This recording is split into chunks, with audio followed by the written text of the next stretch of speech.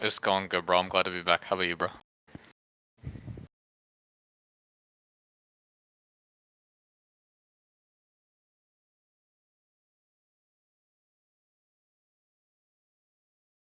Chat says we're muted, Donde. You want to check that?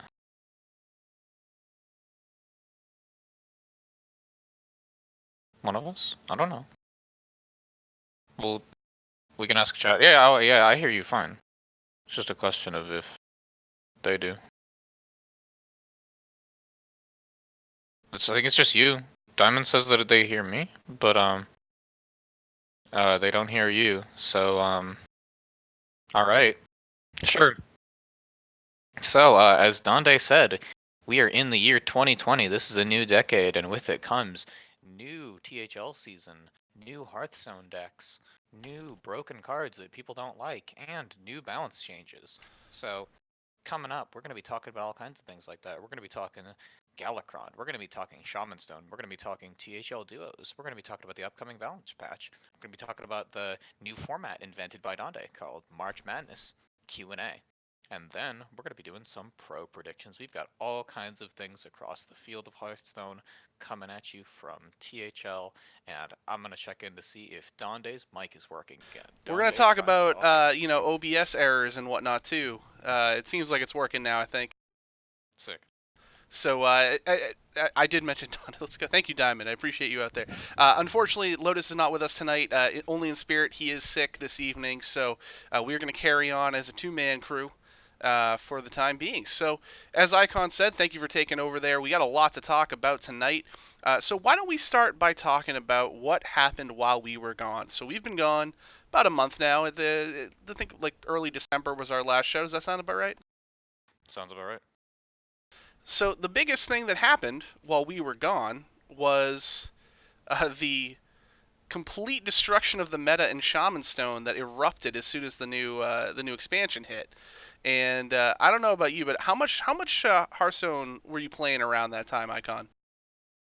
I actually played a decent amount, but it was really all Shaman because you Oh kind of yes. had a choice. You either lost the game or you played Shaman, and so I invoked a lot of times during that period. But and people thought that it was over, but it's still not because 288s followed by 288s plus claws is kind of a lot, and Team 5 mostly kind of addressed the mana, like the mana of the cards, and not really the whole concept of, spawning a Yeah. million 8/8s.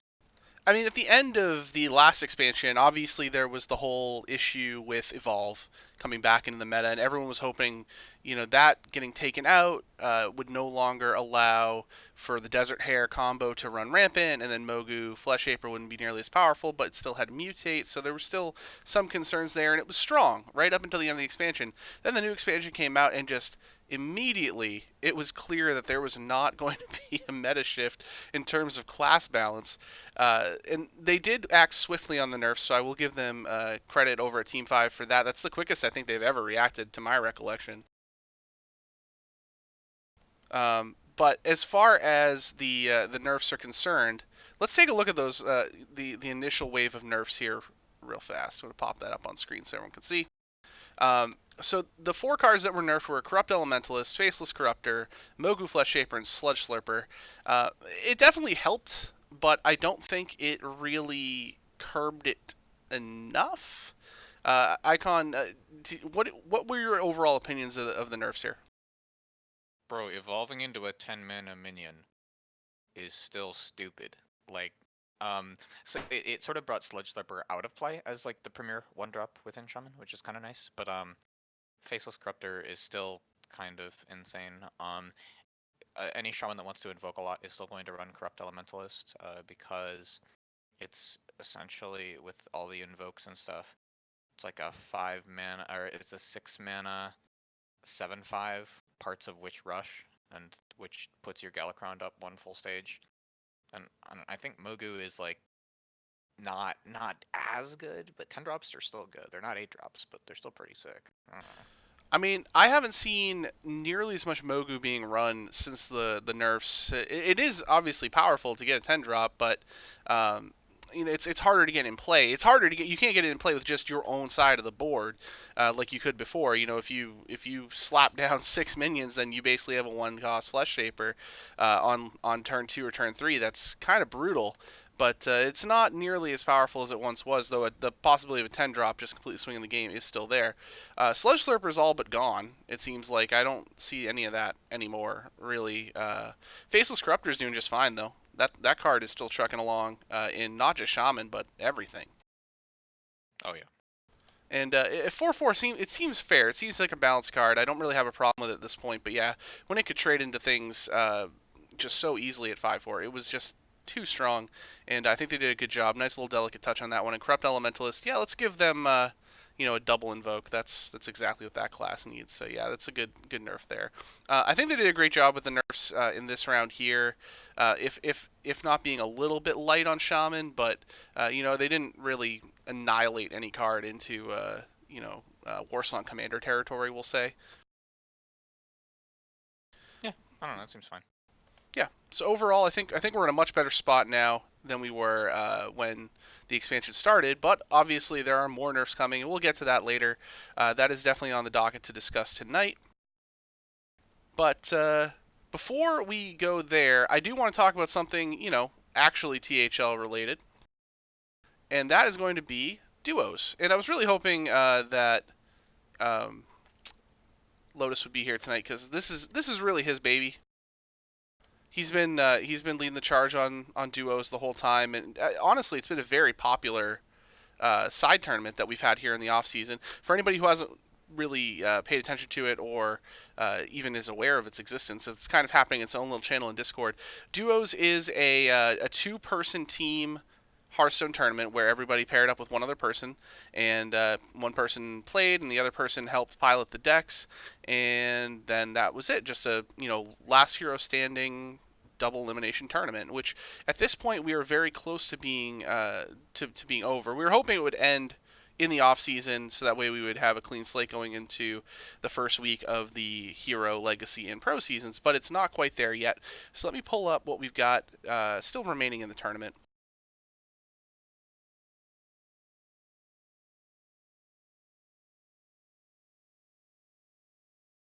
Should be seeing that momentarily on the screen. So at this point, there is a team sitting in the finals in the winners bracket. That's obviously an A2 battleship.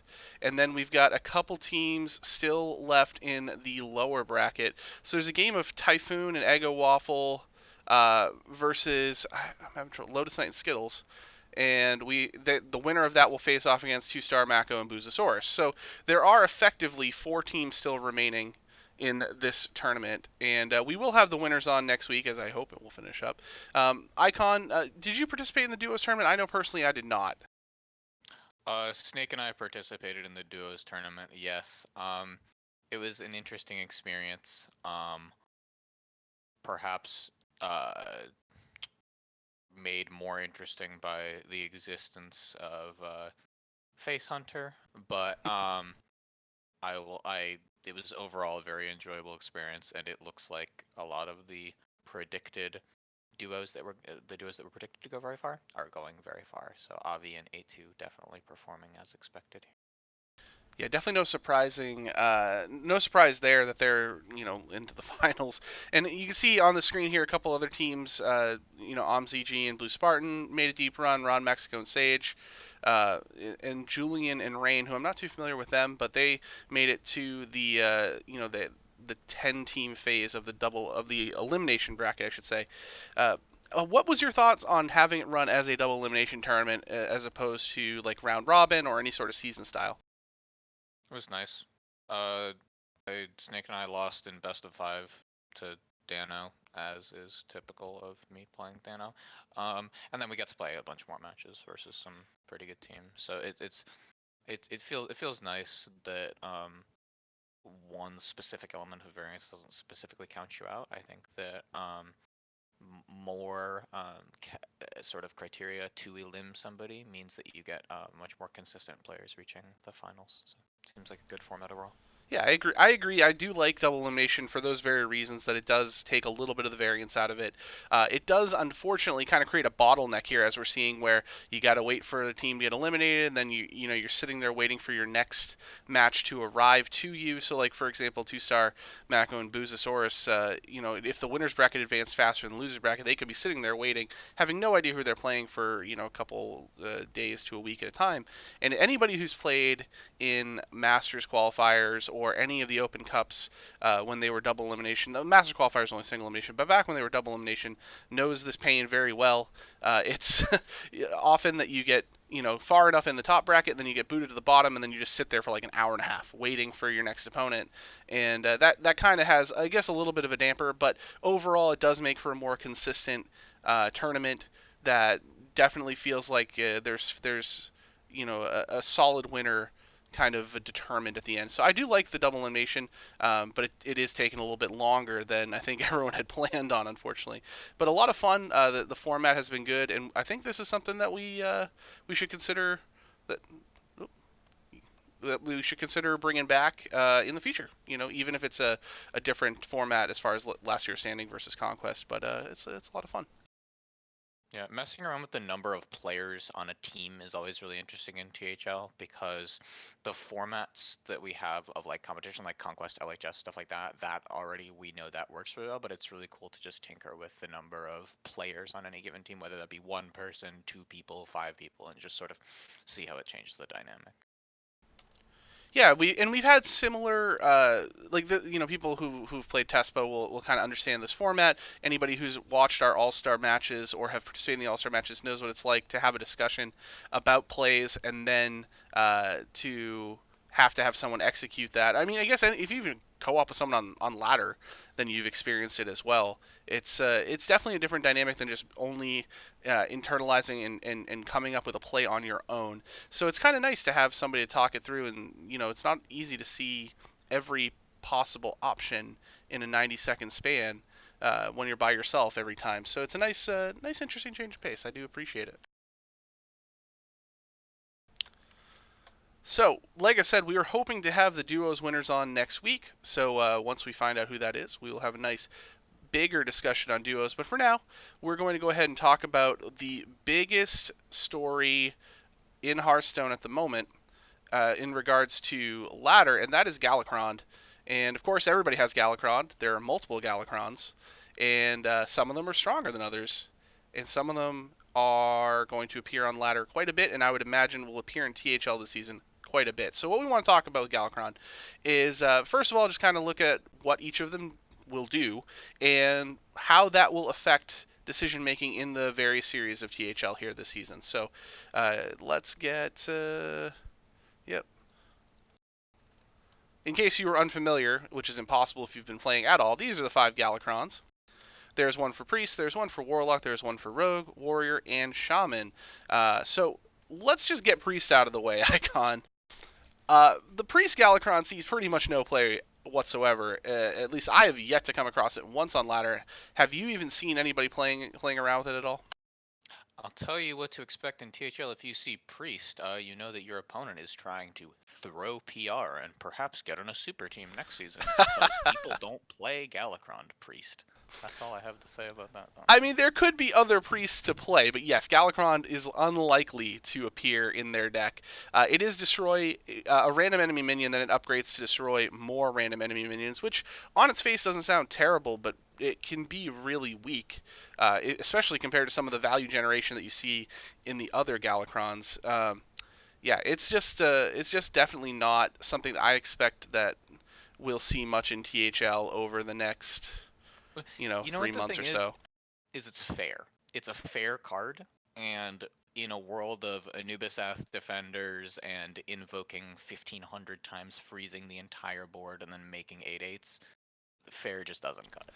It's So absolutely true. Fair cards do not get played. Your card needs to have some sort of kicker to it that makes it do something broken. I mean, especially when you've got only 30 deck slots, and a lot of the time you're duplicating cards in your deck, you really have to justify that position in a deck in order to make the cut. And especially with Galakron, not only do you have to justify its position in your deck, you have to justify all the ancillary cards that go along with it to invoke it in order. So now you're talking about not only one deck slot, you're talking about 7, 8, 9 deck slots, depending on how much invoke you want to throw in there.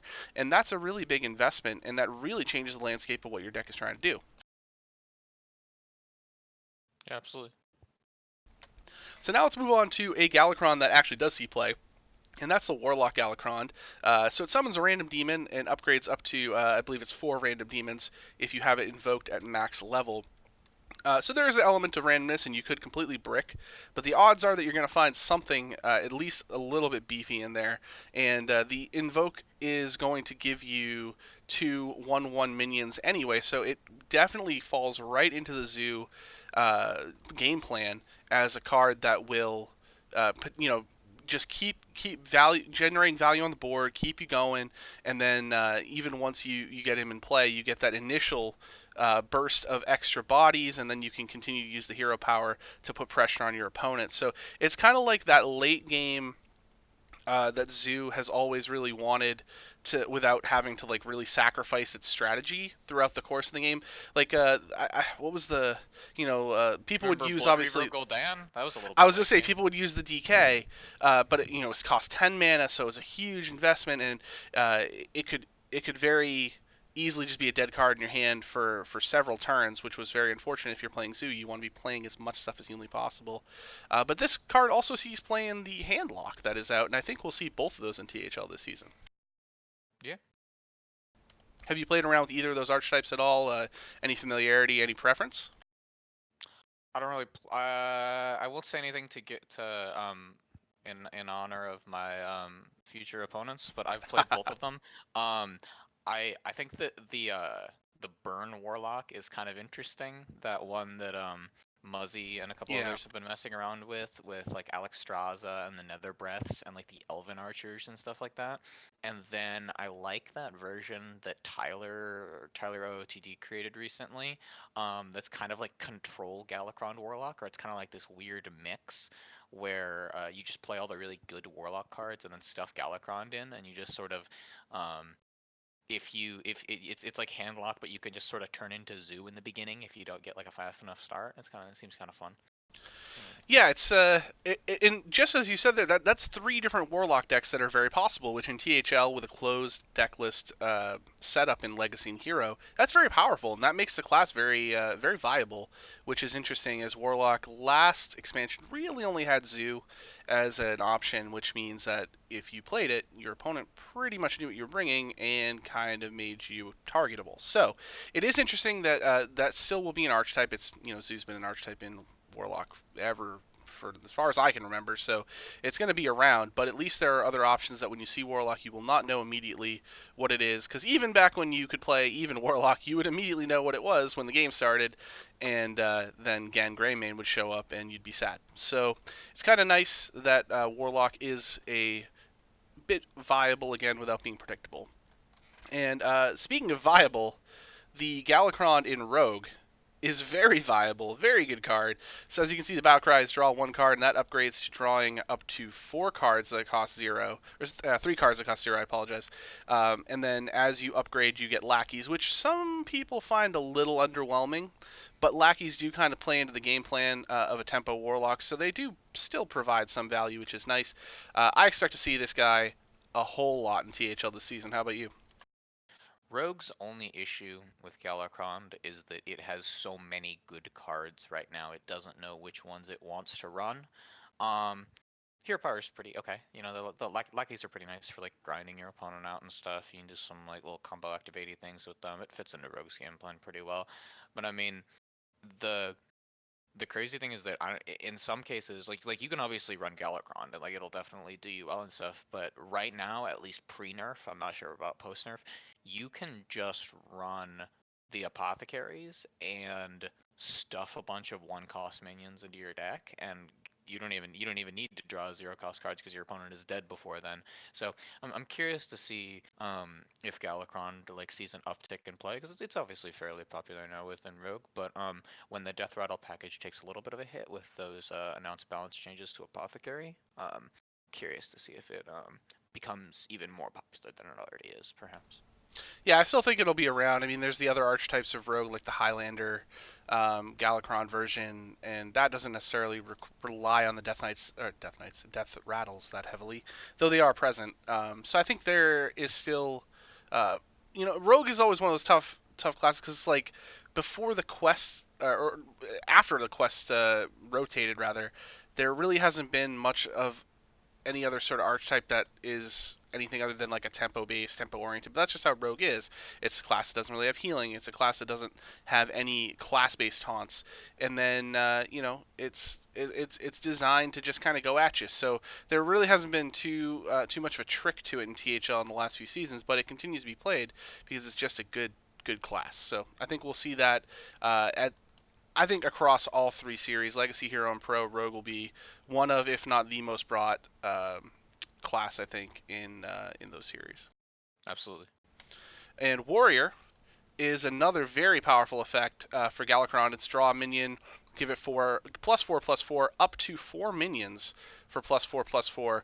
And as you invoke, you get +3 damage to your hero. So you just continue to tempo out and create pressure on your opponent the entire game as you're playing other cards as well. So I think Warrior, I'm actually kind of shocked that this didn't get directly nerfed in the announcement today, which we will talk about shortly. But it's a strong card, and I mean, yeah, there's a little bit of variance to what you can hit with your minions, but Mm. overall, anytime you give a minion +4/+4, it's much better than it was before. So, what are your thoughts on the Warrior Galakron?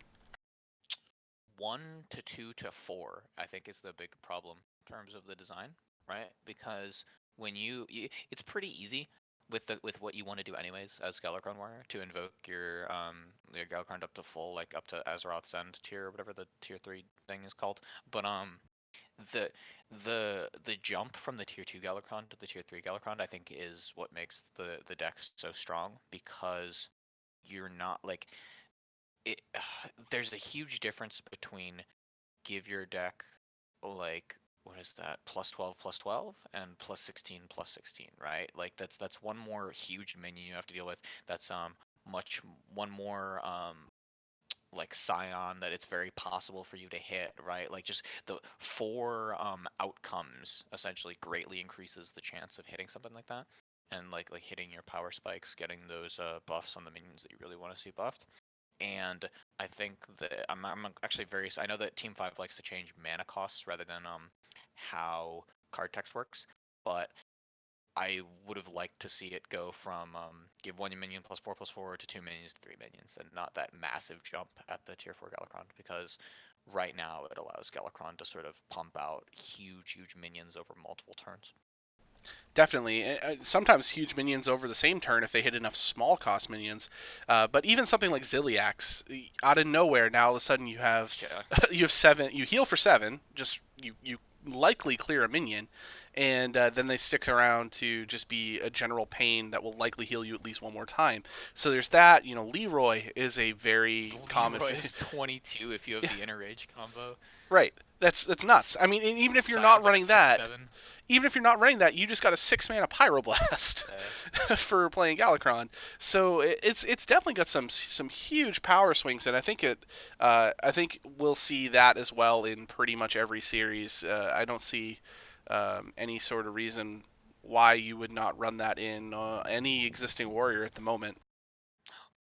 Well, I mean, the issue is that Galakrond Warrior right now loses to Shaman and in some cases Rogue, so it's not the best situated out of sort of those big three Galakrond classes. But you don't need to beat Shaman and Rogue when you beat everything else under the sun, and then also make Paladin completely unplayable.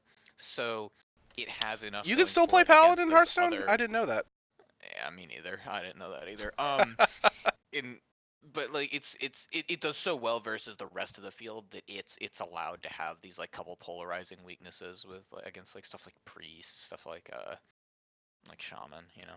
So, And just speaking of shaman, obviously oh the boy. the man of the hour when it first Shaman. released this expansion anyway, the summon two elementals 2/2/1s with rush, and then you can upgrade that to I'm sorry, 2/2s or that. You can upgrade that to the 8/8s. That's just nuts. I don't really know how they thought this would not be a problem before it released, or if they. Especially in shaman. Like in that Yeah, specific class. Like if that was in like oh god, I don't know, like mage or something like that. I don't know how that would fit with mage's class. I don't actually elementals, yeah. Oh well. But like dang, man, I don't see how it's okay to give a battle cry that's repeatable to shaman, like especially when it's like that. yeah. I guess it does mitigate the whole quest a little bit in terms of you can't have this alongside the double battle cry, which it's. But I mean, I mean, you're gonna. can you though? Because there's ways that you can do it, right? I Like mean, not at the it's not same the most time. You popular can't anymore, have but both hero powers running at the same time. yeah, So there is a little bit of yeah, a, a cap to your power. But like, you're happy to trade one for the other yeah, when you try to complete. Like a lot of people will play the quest and play Galakron, which some people do also think is unnecessary. I won't get into that because again, strategy talk that I don't want to reveal. But the fact is, you can go into the quest, complete that, and then play Galakron and just have a consistently upgraded hero power over the course of the game, and it just run away with it. It's just nuts to think that Shaman was that strong out of the gate. I can't even believe that we were there, but we were, and we're still kind of there. I mean, it's still very strong, but it's not nearly what it was, and it's going to take another slight hit here after the next patch that comes out, yeah. It's which yeah, which we don't know when it's coming, but it is coming. I thought they said the end of the week, if I remember correctly.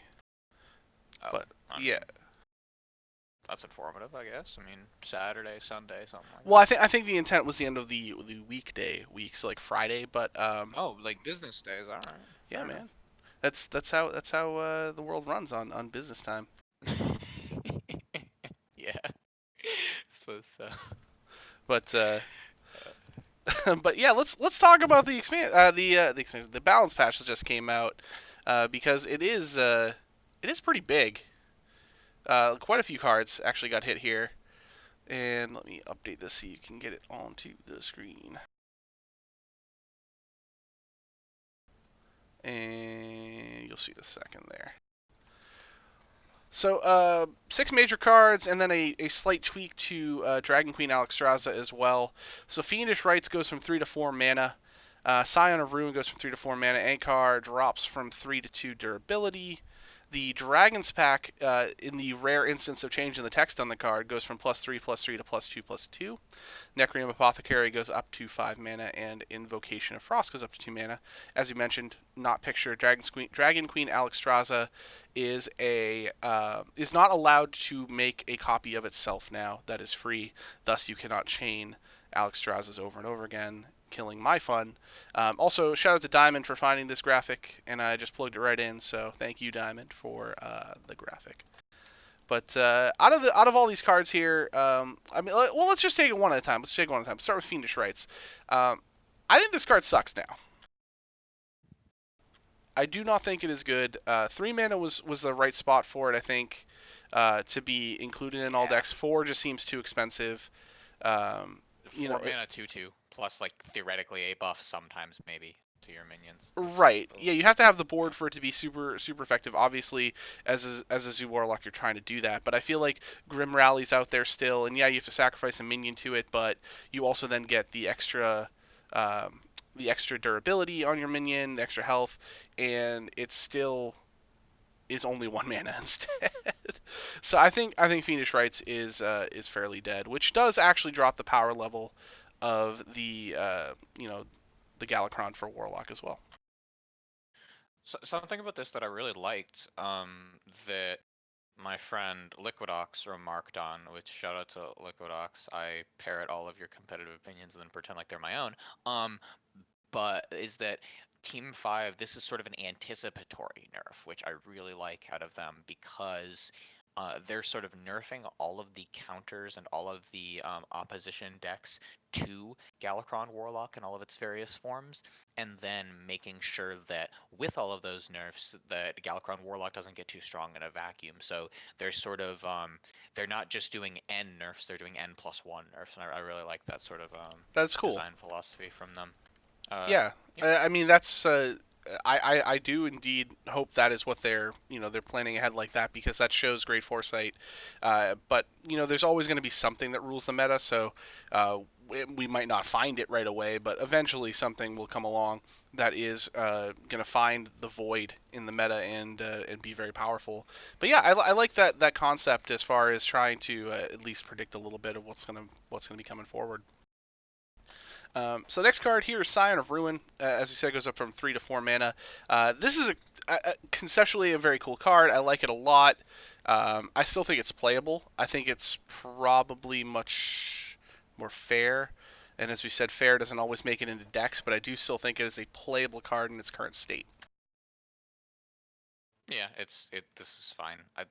Why they didn't touch Galakron Warrior is a mystery to me. But I mean, okay, you can still duplicate this with Barista. Like you can still, it's still a 4 mana like 9/6. This is like nothing, honestly. Yeah, Barista now you're involving your entire turn is playing this plus Barista if you want to get 3 of them in your hand. So that's a You don't get a 9 hero mana. power in, which is relevant, I suppose. What? Cause with Barista, right? You go if you turn 10, yeah. You go turn 3, you go 3 mana Scion, right? You go Barista, which is 5, and then you press your hero power. Oh no, I thought you Now were you talking about can't do after that. the nerf. That's what Right now you can't do yes, that. yeah, no, I agree with you on that. Yeah, No. I thought you were saying that you could do that now, and I was like, yeah, sure, if you hold coin, but that's that's Nah. probably not the best idea. Yeah. Um, That's along the same like level of people that said that specialist lineups after Elysiana nerf would just save coin, still run 2 bankers, and then coin out the banker Elysiana in order to like continue doing the thing that they had done before, which that obviously didn't end up happening. So no, yeah, I mean, coin out coins I'm is sure it happened at some point accidentally. right. But you're just like, wow, I haven't had a chance to use my coin. I still have it now. But it's certainly not your game plan, and I don't think that's going to be your game plan with Sign of Ruin. One of my teammates in Hero, Trippy Toad, who everyone is not nearly as familiar with at this point, but he's been very, very strong in terms of us discussing tactics and whatnot for the decks. He pointed out that he believes this is really actually kind of extremely detrimental to Sign of Ruin. I don't necessarily agree with him in that I think it kills the card. I just think it's going to be it's definitely going to hurt the going infinite, quote unquote, with it, but it's still possible to continue to generate tons of value. It's just going to take a few extra mana over the course of the game. So I think it's good. I think it's a good nerf. You Ankar, 2 durability instead of 3. Um, I don't know how I feel about this one too much. I guess I don't know how I feel about it because I didn't really mind Ankar at 2/3 that much. The 2/2. Pirate Warrior Omega lol. Like who plays that when you got Galakron like hitting you in the face for 3 every turn? Sure. I mean, I've played my share of Pirate Warrior. Definitely familiar with the deck, and Ankar is a great card in it. But there are ways to bring it back, and I think the durability. I don't think this is really that much of a necessary nerf. I guess. I mean, I get that people don't want it to be oppressive, but it just seems like this wasn't really a necessary thing to me. But maybe I'm just not as bothered by it as some people were when Pirate Warrior was kind of the popular warrior deck for a 2.5 week span there. Yeah. Dragon's Pack, I'm glad got nerfed though. That card. Yeah. That card sucks to play against. You're aggro and you just immediately lose because you're locked out of ever touching the face with your minions ever again. I mean, still, it's not a bad card to summon 2 4/5s for 5 mana. That is still 18 stats on 5 mana, and odds are you're going to have invoked twice by turn 5, and if you haven't yet, you will shortly. So Dragon's Pack's still playable, in my opinion, but just not as dominant as it was. I don't know how you feel about that one. About what again? Sorry. Dragon's Pack. I hate that card. The the, the health nerf is nice though. Just the 6 health was a lot. Yeah. There's much less things that 5 health is doable, right? That's Galakron devastations. That's stuff like Flame Strike plus Ping. That's stuff like I don't know. I'll pretend Arcanite Reaper.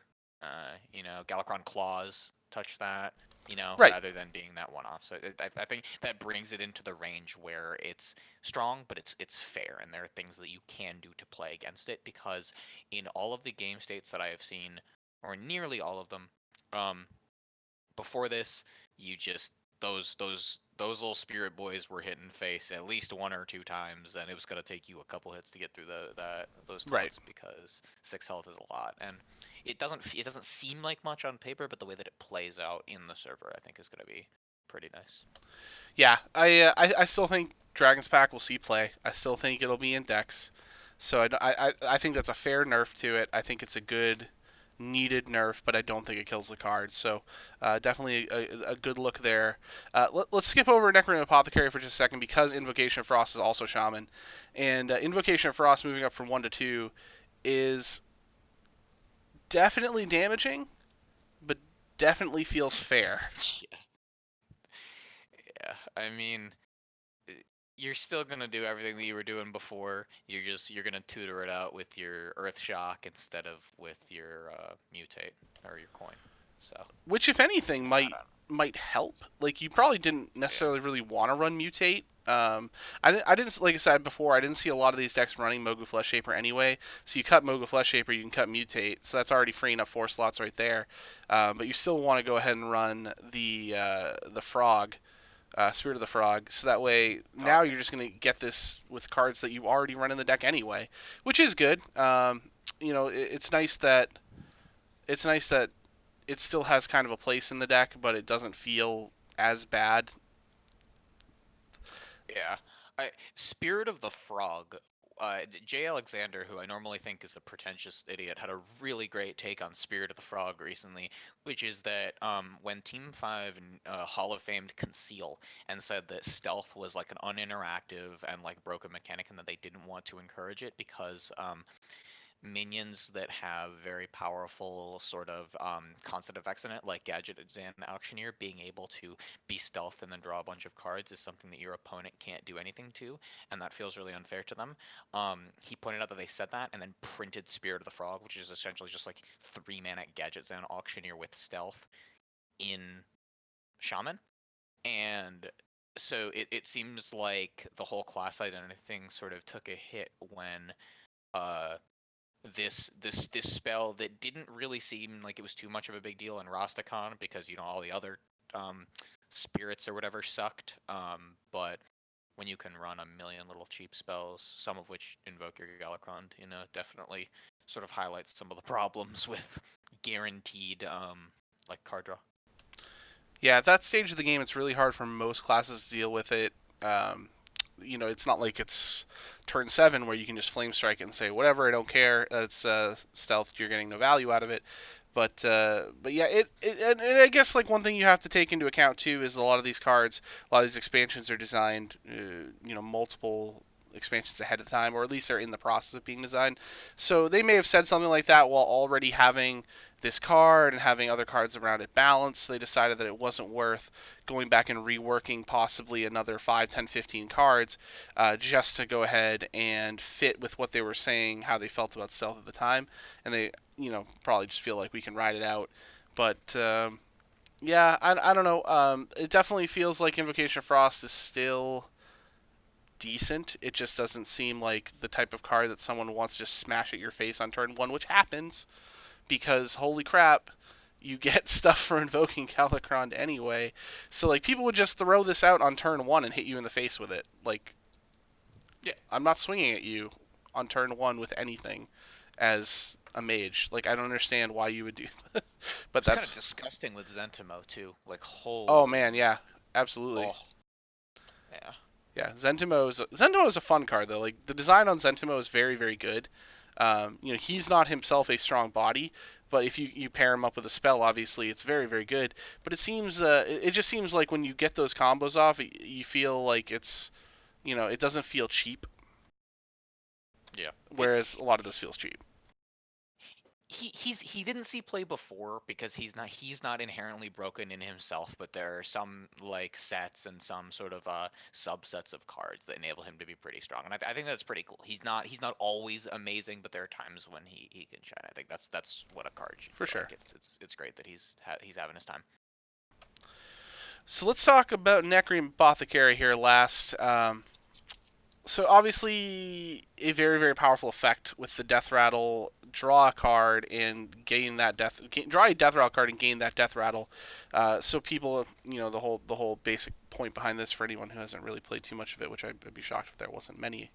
There were many left, but it's to keep only powerful death rattles in the deck, so you are guaranteed to draw a good death rattle that is a pain in the butt or very prohibitive to try and either activate or remove. And so a lot of people are using the Anubisaths for 9 mana. I'd seen Octosari as an option. There was like a very early version of Face Rogue that doesn't see any play now, but that just wanted to draw a ton of cards really quickly. So there are options there. It doesn't seem like this is going to. I mean, certainly going to hurt the Death Rattle deck. I don't know if it kills it entirely, but it might move you away from something like putting all your eggs in the basket on the really really powerful Death Rattles. It just means that aggressive decks have more of a chance versus this now, right? Like something that was Death Rattle Rogue's weakness already, which is things that go very, very fast and deal a lot of damage very quickly with small minions, stuff like Face Hunter and stuff like Galakron Warrior, which were already sort of a thing that Rogue didn't like to play against, get a little bit better, and that's fine. That's a fine nerf. Accentuate something's weaknesses, but it definitely doesn't change the flavor of what the deck does, which is um, I combo into 15 +3/+3 death rattle procs, and all of my minions are now 10/10s, and it sort of keeps the identity as a very like anti-control sort of quest rogue style deck, but doesn't yeah, I don't know, doesn't seem like too much of a big hit in a way. No, I don't think it ends the use of the card. It definitely doesn't end the use of Rogue. So that's fine. I think they did a pretty good job overall with the nerfs. It seems like a good set of nerfs without being too heavy-handed. So I like it. Kudos. Um, so moving on to March Madness. So this was something that we described in the reveal stream, and I've recently posted something in Discord and on the blog about it. So if you are still a little bit curious, you're welcome to check out the blog. There's actual content on the blog now. That's cool. So go check the stuff out there. And I hope if there's anybody out there who has been considering any sort of written piece for THL, you're very welcome to pitch it. I'm happy to help you with it and get it posted. So if you got any ideas, let me know. But the blog is in use, and March Madness is listed there. It is our off-season tournament that is coming up at the end of this set of seasons for Hero, Legacy, and Pro. The essential concept is to mimic the March Madness NCAA basketball tournament, which is a 64-team affair, single elimination, where obviously anything can happen when you only get one game against an opponent. So that's kind of what we wanted to emulate here, which was like the thought that really anybody can win it. One bad week, one bad match could get you. So I just wanted to answer any questions people might have. We've had a couple questions about the structure, the committee, how people will be elected to play in it. So if anybody's got any questions about it, please feel free to post it in chat. Icon, what are your thoughts on the tournament? Like, do you think it's going to be a good format? Are you excited to see what happens? This is dope. This is awesome. Because uh I know that you tried to make it to like a very real sports analogous thing, but the funny thing is too is that big tournaments tend to have invite slots where they invite players that have already qualified via certain qualification methods, and then have the majority of the player base also play through a certain like set of qualifiers and stuff too, so that you generate two sort of narratives, one around the teams that are playing through the qualifiers and ones that have already gotten an invite slot, and so you sort of double your narrative content in that regard. And so I think it's a great format that has worked for both esports and real sports for a long time, and I'm really excited to see it implemented in THL. The one thing that I would add, perhaps extremely selfishly, is that I know that this is actually probably not even going to be doable because of how the Wait, actually, never mind. That's perfectly doable. It actually works out perfectly mathematically. Never mind. I'm gonna bother you and Hat about this later. The the to have captains count as signed players for qualification purposes, because you already consider captains as signed to a team for like all the other purposes. So hey, give us the invite slot too. You know, So we're not gonna do it on our own. You know. I'm glad you brought that up because I did want to address that because that has come up a couple times now Oh, that's that cool. people Huh, have I mentioned. didn't know. Yeah. And I wanted to kind of, I don't want to say limit. A lot of people have members of the team that you know don't play. They're there to coach. They're there to contribute in the discords, and some will contribute quite a bit. I know you're very active with your team's icon, which is fantastic from a captain perspective. There are plenty of captains out there that don't play. Diamond, I know you're out there in chat. I'll give you a shout out because I've been on your teams before. You're very active in the discords and part of your team, even though you might not necessarily be playing at the time. There are some coaches who hang out in discords who don't really do a lot. And I'll say that from experience because I've invited to coach people and then I don't basically do nothing at all. So I kind of wanted to avoid like a where do we draw the line type of scenario with okay, this person has coached, so they're integral to the team, so they should have a slot.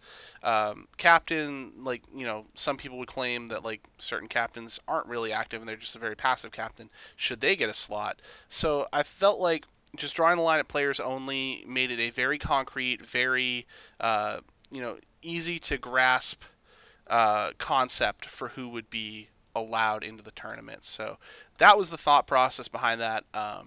Whether or not you agree with that, of course, is a completely different story. But that was what I was thinking when we did that. That's more than reasonable. The two counterpoints that I would offer to that is, wait, never mind. I thought that worked, but it didn't. I was thinking that it would math out to be exactly 16 qualified players, but it's not. It's 18, which isn't the cute little like 16, 16, 16, 64 thing that I'd hoped for, so that doesn't really work. Um, but the only counter argument to that I would have is that if a captain isn't active and they qualify, um, they'll just end up getting wrecked in the actual tournament, which I It's mean true.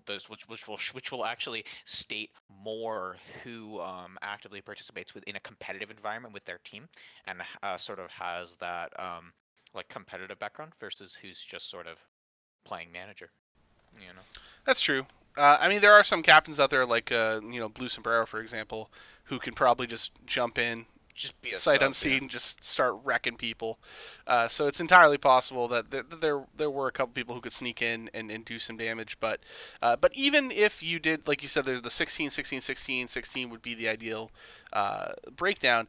There's going to be overlap. So like a team that wins the Hero Championship might the player might also be in the team that wins the Legacy Championship, for example, which means that you don't get two invite slots to the tournament, you only get the one invite slot. So it doesn't necessarily always work out to that completely balanced formula, and it's impossible to know exactly what that will be until the end of the season. So that's part of where the selection committee comes in to help fill in those gaps for players that might not have made it that do deserve it based on their performance. And so that's kind of what I'm looking Wait, forward to. Did I miss something? I'm sorry, is there a selection committee? What? That sounds Yes, sir. Wait, what? So much Hold on. so much like with the real NCAA tournament, there are end season tournaments for each of the conferences. So you have like the Pacific 12 Conference, you got the Atlantic Coast Conference, and all of them have all the teams that are organized within those conferences, and then they have a tournament at the end of the season. Winner gets an automatic bid into March Madness. So that's where the thought process comes in with the winners of the various series getting the automatic bids into the tournament. But Yeah. we're not going to reach a full 64 just as those tournaments do not reach a full 64 teams. That means that we have to fill out the field in an alternate method, and they use a selection committee. So there's a select group of people that discuss the merits of the teams that did not make it naturally through the process of winning their conference tournaments. So that's what we're going to do with the players. We're going to discuss the merits of how well they played in the various series, and then we're going to seed everybody. So players hopefully will not be overlooked and get everyone who played well into the tournament. Though of course, with like anything else, there will probably be some sadness and some snubbings. I apologize in advance, as that will almost inevitably result in some Discord anger. But we're going to try to be as fair as humanly possible. THL is going to get sued by the NCAA, says Matt. Hopefully I mean, not. Hopefully it not. wouldn't be the first time that we've been in massive legal trouble from a entity with 15 billion times our size. So, Eh, you know. we'll see what happens. So if they make us change the name, they make us change the name. We'll, we'll live on. So. Team Hearth, not a League Legends. Not well. I mean, technically, it's going to take place in April, so we just call it April Madness. But I'm sure that there's probably some sort of law against that they've got in their copyright, agreement. So who knows? But it doesn't look like chat's got too many questions about March Madness. So we've hopefully discussed this and described it as well as it's going to be. And throughout the course of the season, we'll keep checking in on this and see what players might be eligible to play. Yeah, I'm sure there'll be more questions as it becomes nearer to the date and it becomes Yeah. more of a real event in people's minds as we sort of reach Absolutely. qualification status. Yeah. So last but not least, we want to talk about Pro. We are leaving Legacy and Hero to the pros in the shows that are specific to them, and we are going to be talking about Pro Series. So we have got the we're gonna kind of do this in combination as we're running up on 10 o'clock here tonight on the East Coast. So we're going to talk about the teams and we're going to talk about the Week 1 matchups all at the same time here. So let's get that up on the screen. That's not the right thing to put up on the screen.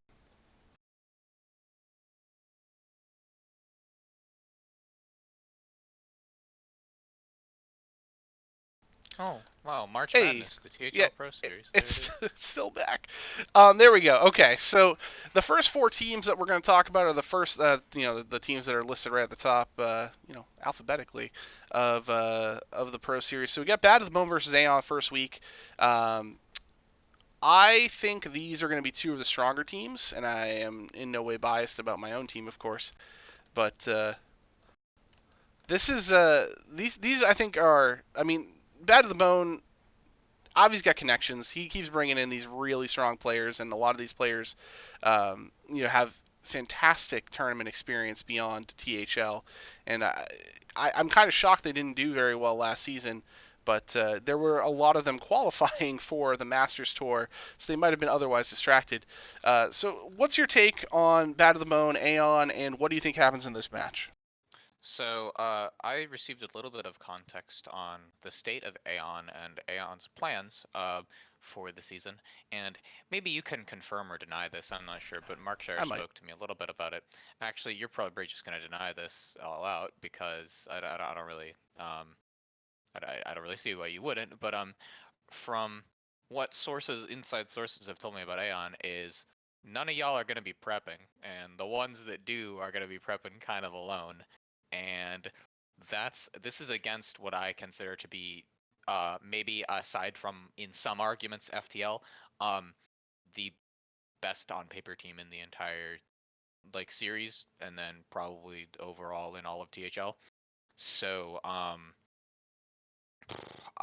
you guys are getting clapped just this week. I mean, I think that there are definitely some teams that you guys can put the beating on in other weeks, but this is a rough first week for sure.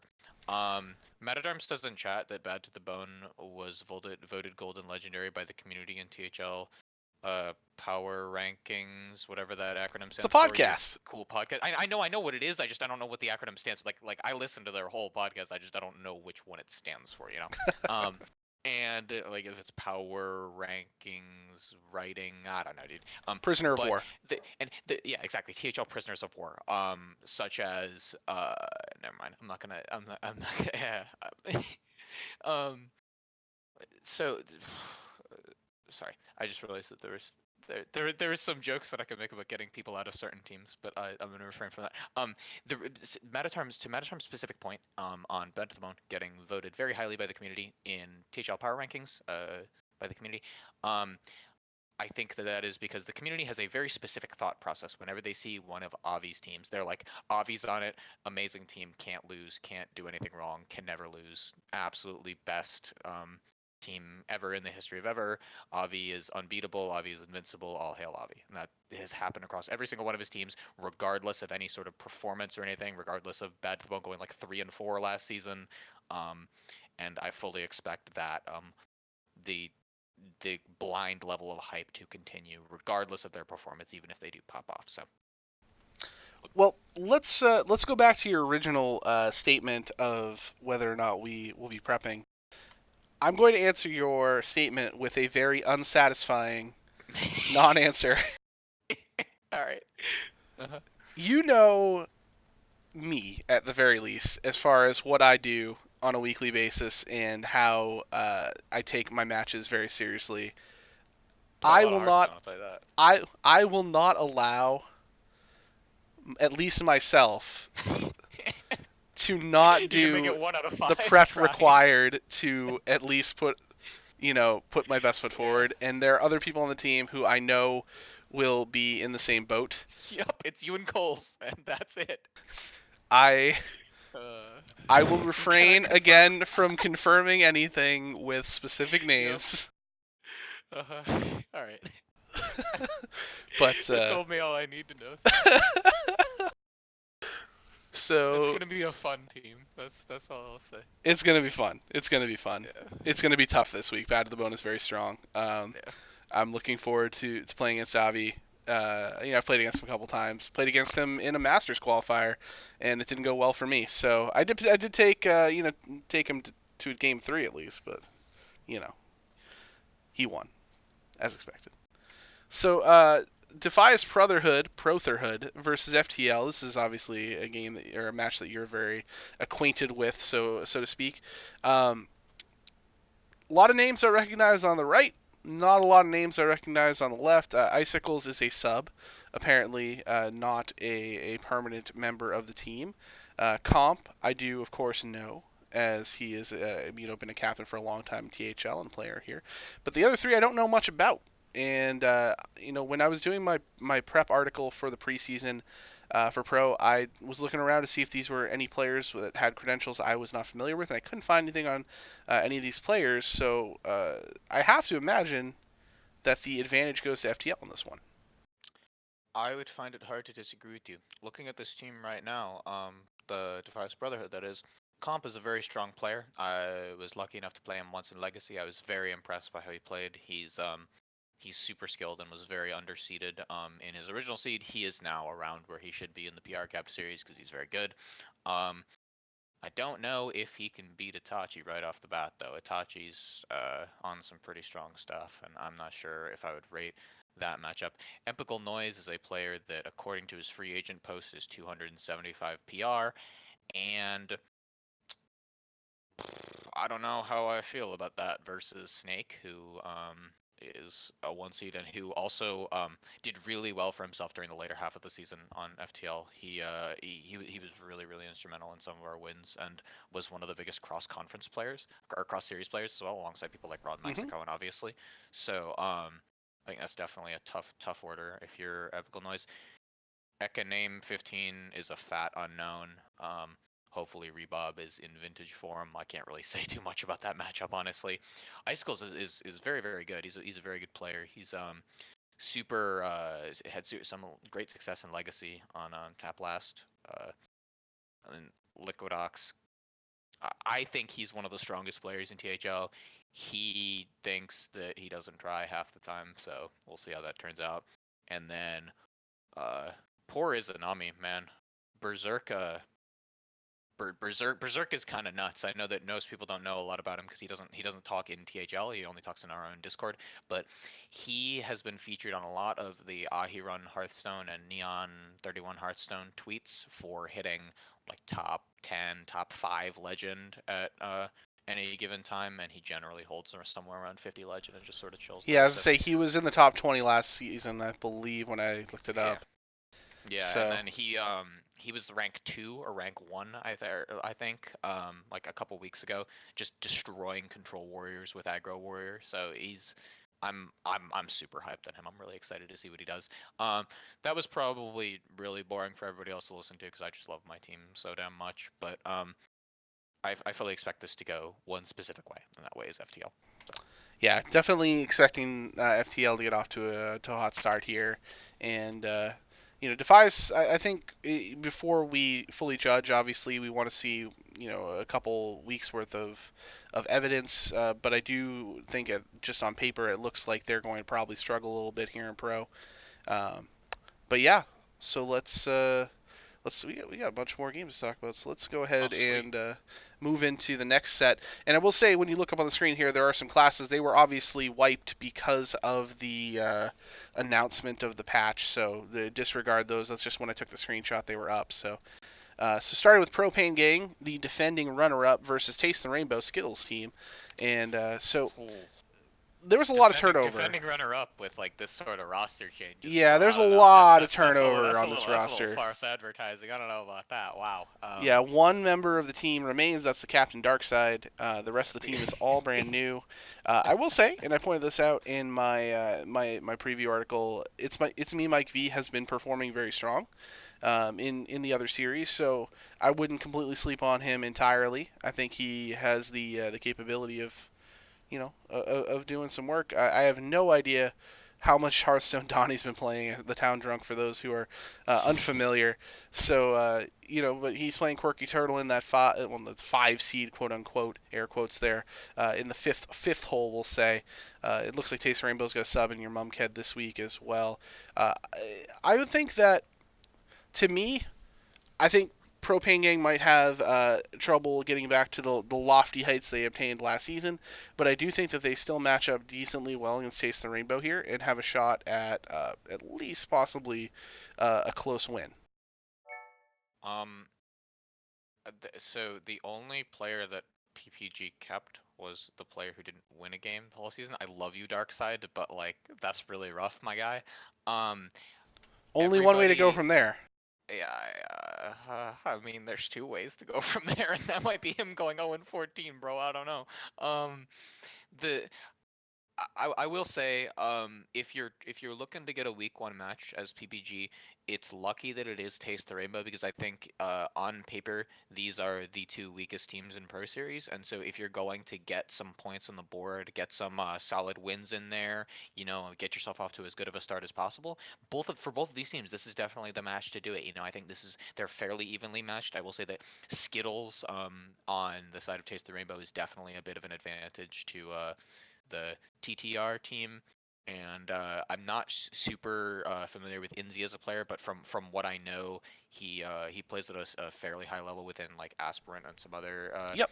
not a league series. So I would give this slightly to Taste the Rainbow. I think that their top two seeds have a good amount of competitive experience to grind this out, but I will be very interested to see what Darkseid and Donnie do with these next couple weeks because that should be a fun dynamic. Wow. So our next match, Tap Last versus the Beard Boys. Tap Last is a team that's been around forever, and the Beard Boys are players that have been around forever, with the exception of Lesmos, but are coming together on a new team here. And this one's kind of tough to call. Like Heatshock and Valdis looked around. They've got some definite experience. We saw Nerdstrom perform pretty well last season, and CMAC and Bill Snyder have been around for a while now. but something in my heart still tells me the Beard Boys have a slight advantage in this one. Myandon continues to be very hot. Honest Abe, in my opinion, as I mentioned, is one of the most underrated players in THL, and I think he can easily hang with CMAC in this match here. It very well might come down to the two new guys, Heatshock and Lesamos, in this one. This matchup is dope. There's both super strong teams, both Very a balanced. Oh yeah. lot of really good players. Slight edge to the Beard Boys. I think would end up going 2-3 in the favor of the Beard Boys from right to left. But this is super great. This is like the high-powered version of PPG versus Taste the Rainbow because once again, definitely both teams sort of meeting their equal power level wise, and it's going to be really cool to see sort of who shakes out as the victor between these. So I think this is about as competitive a match as you could hope to get. So Beard Boys looking like a slight victor. Yeah, I like the power level of both these teams. They both seem strong, and I think they will. Both of these teams will continue to play close matches all season, close competitive matches, and be in the hunt. So interesting first week. Somebody's got to win it. I guess I could tie, but yeah, it's going to be close. I think this comes down to a 3-2 in one direction. Like I said, I'm slightly going towards the Beard Boys this moment, but Tap Last is right in this one too. And our final two matches and final four teams start off with the other guys, my old team, versus the Menagerie, Diamond's team. So the other guys, same team, minus myself, and added in JR Juggerlaw. And the Menagerie is a, new team here. Diamond has worked with Triss and Mata quite a bit, so it's not, too new of a dynamic, but into the new series for them. This one I find interesting because I don't know. I've seen Based Inc. talking quite a bit in Discord, but I don't know really much about them as a player. Uh, I don't know. I've never played against Nine Eyebrows before, but I did find a little bit of information in terms of like TESPA experience and whatnot. So that doesn't hurt. And we've seen the rest of these players on the Menagerie in THL before. I think this is a close match. I definitely think that this could go either way. What do you think here? I don't think this is close at all. I think the Menagerie is going to slap other guys around. I think the Menagerie is a very strong team, and Triss will know I hate to give him this, but like this team is really very, very, very strong. I would rate them as one of the top 4 strongest teams in Pro Series. Really? And yes, and the other guys to me is I keep saying the scuffed legacy team quote from last season, but I mean putting JR in instead of like Dante doesn't really give me much more faith in that whole shebang. So I would expect a 4-1 for Menagerie. Almost certainly. Actually. I mean, they're all experienced players, so I definitely think that there's a good chance that they come out prepped and ready to go. I mean, I wouldn't write the other guys off completely. They were fringe right on the outside of the playoffs last season.